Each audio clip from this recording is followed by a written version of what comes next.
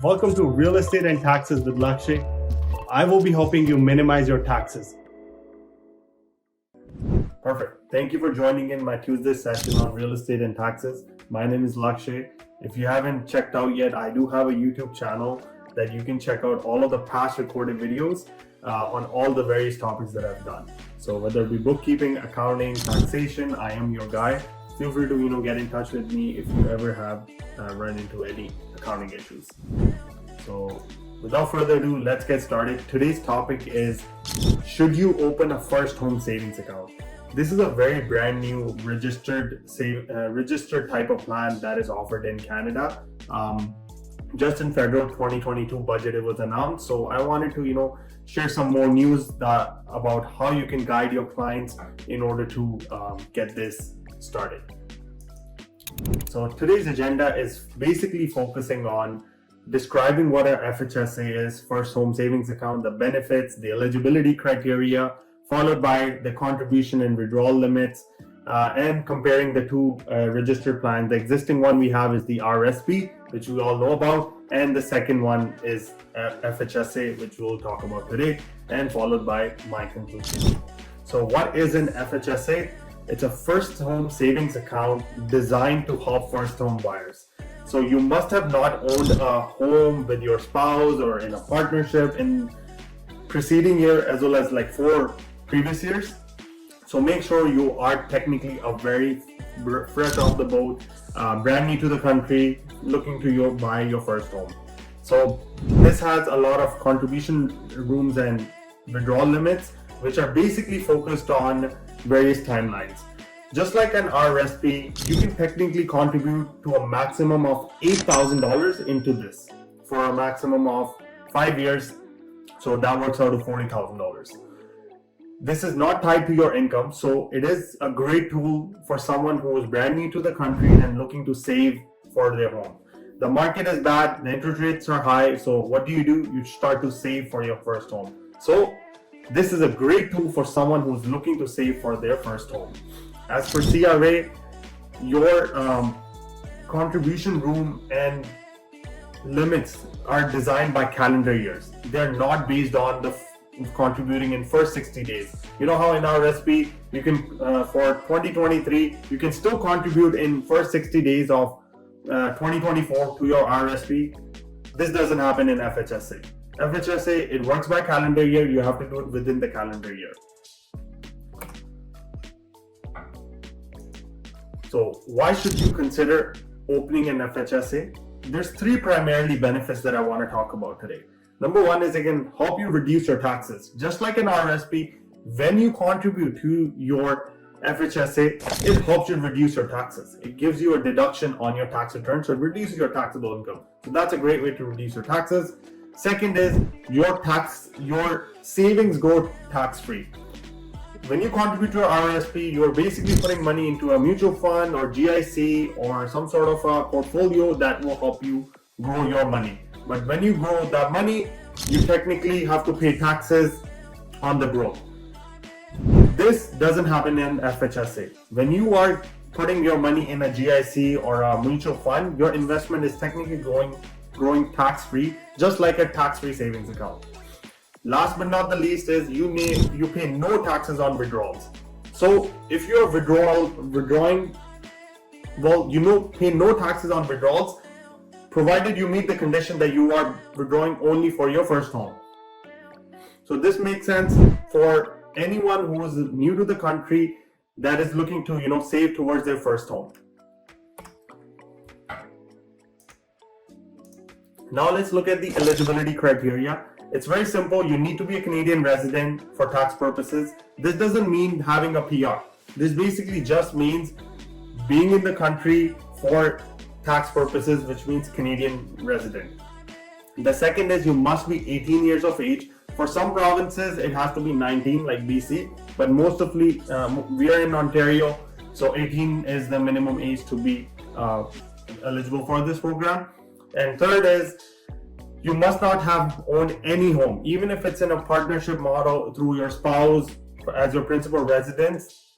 This is strictly for first-time home buyers.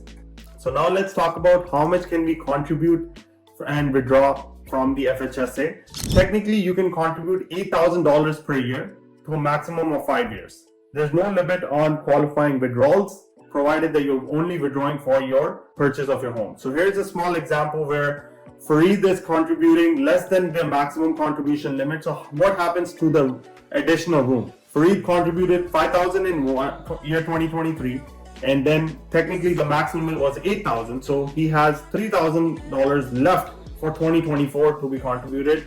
So in the year 2024, he contributed another set of money, which basically adds up to $8,000. So RSPs are basically, even if you don't open any TFSA, the contribution room keeps on adding up. But when it comes to a first home savings account, the contribution room does not keep on building up. You first have to open the FHSA in order for the contribution room to be started to build up. It's not like a TFSA where you see on your notice of assessment that you have, let's say if you've never contributed, have a $55,000 room to contribute.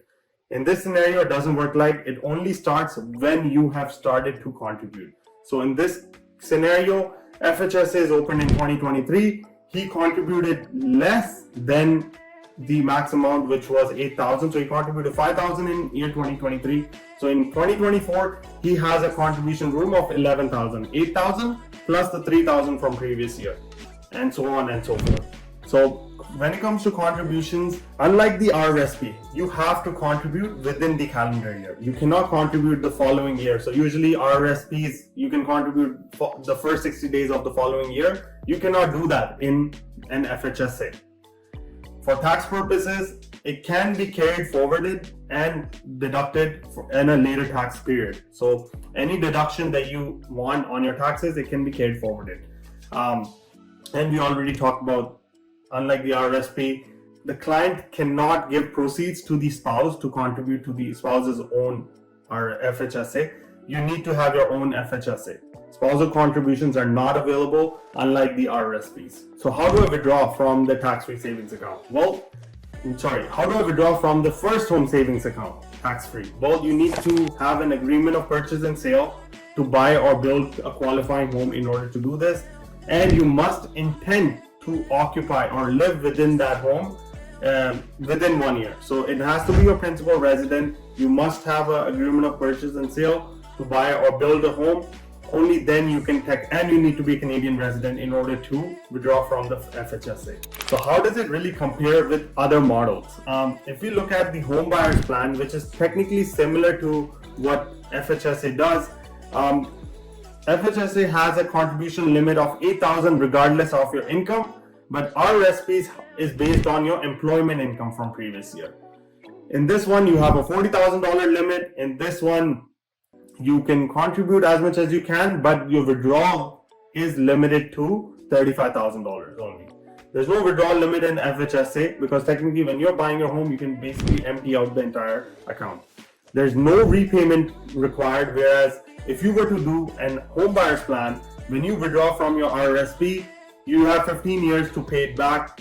On the notice of assessment, they give you an amount that you need to pay, recontribute every year in order to repay your RSP withdrawals. So no repayment required in FHSA, which is great. You have 5 calendar years to fully fund this account, whereas the home buyer's plan can be funded all in the same calendar year. It doesn't matter. You can go up until $35,000 if you have that much contribution room available. Qualifying withdrawal is definitely tax-free. In the home buyer's plan, qualifying withdrawals are technically tax sheltered.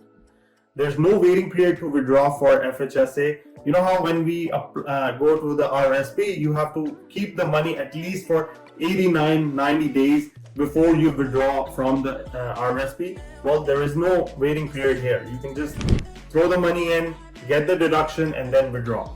My conclusion would be you should basically be using FHSA as well as home buyer's plan, not either or. You should basically beef it up, have both of them work parallel, and when the time comes to purchase a home, you get the maximum benefit.